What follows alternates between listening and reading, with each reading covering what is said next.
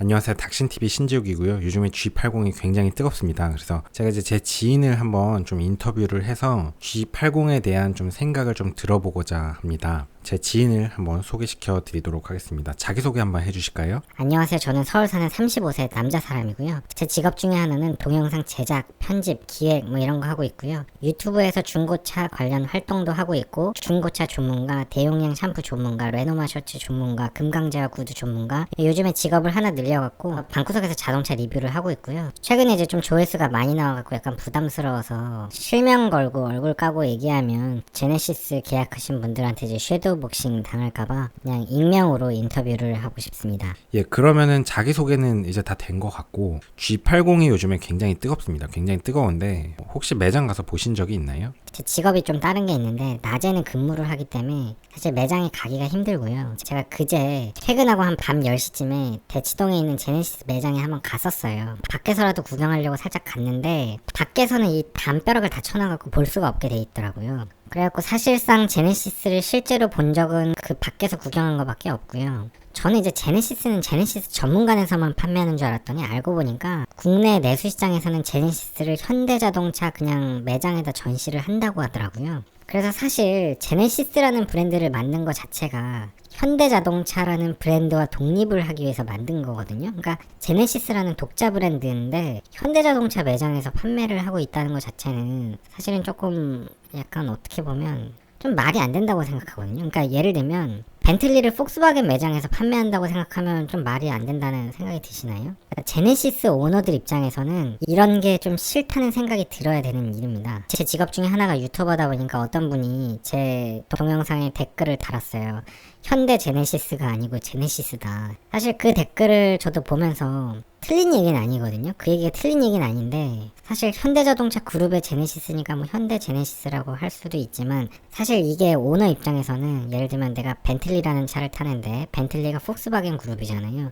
폭스바겐 벤틀리라고 하면 좀 아니다. 우린 폭스바겐 아니다. 우린 벤틀리다. 뭐 이렇게 얘기할 수 있잖아요. 되게 플랫폼이고 엔진이고 부품이고 공유하는 게 많지만 이제 브랜드가 다르니까 실제로 제네시스라는 브랜드를 미국이나 유럽 쪽에서 판매하기 위해서는 현대자동차랑 브랜드를 독립을 해야 되거든요. 왜냐하면 현대자동차라는 이미지 자체가 미국 시장에서 이제 고급 브랜드랑 이미지가 좀 안 맞으니까 제네시스라는 프리미엄 브랜드를 판매하는 게 이제 안 된단 말이에요. 그러니까 이제 독자 브랜드를 낸 거고 독자 브랜드를 낼 때는 현대자동차랑 이제 차별화를 해야 되거든요. 저도 이제 방구석 유튜버라서 너무 몰랐던 건데 제네시스 당연히 제네시스 전문 매장에만 전 전시되는 줄 알았더니 그냥 현대자동차에 있다고 하더라고요. 그래서 사실은 이게 내수에서는 현대자동차가 사실은 조금 더 긴장해야 됩니다. 그러니까 내수에 현대시대 전용관을 더 만들고 전용관에서 판매하고 전용관 서비스 센터를 구축하고 뭐 이래야 정말 제네시스라는 브랜드가 더 만들어지는데 지금은 그냥 뭐 우리나라에서는 현대 제네시스잖아요. 홈페이지만 나눠놓으면 뭐예요. 자, 일단 그런 점이 있고 그러면 혹시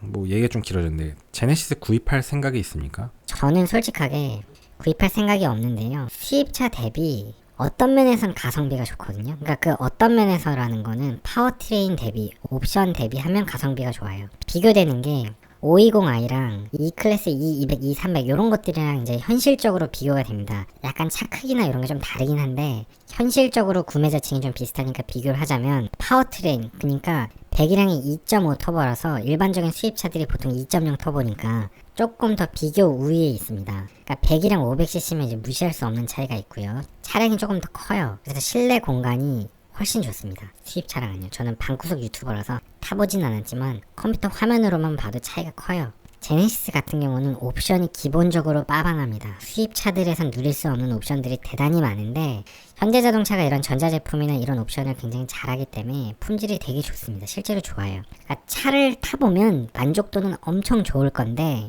문제는 뭐냐면 좋은 차는 많아요.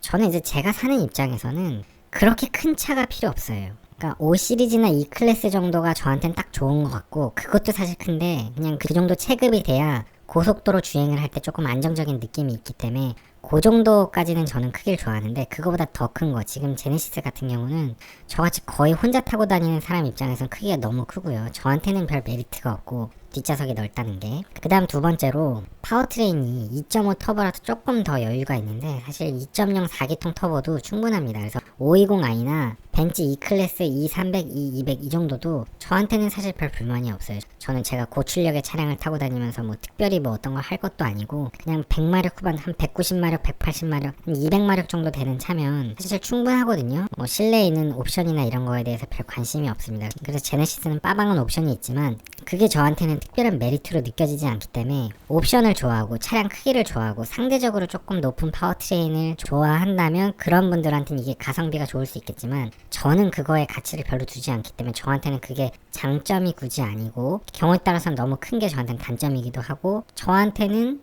가성비가 더 좋다라는 느낌이 별로 들진 않습니다. 그냥 국산 차들 같은 경우는 수리나 이런 게 편하잖아요. 근데 사실 이제 수입차들도 애프터마켓 시장이 워낙 커졌기 때문에 수입차를 타도 정비 갖고선 고민할 일이 그렇게 많지는 않습니다. 물론 이제 구동계통에 일상적이지 않은 정비를 하게 되면 좀 큰 돈이 깨질 수는 있지만 뭐 그런 가능성이 그렇게 높은 것들도 아니고 그런 가능성에 대한 어느 정도 자금력이 아예 없는 건 아니기 때문에 뭐 그런 게 그렇게 큰 스트레스는 아닐 것 같고요.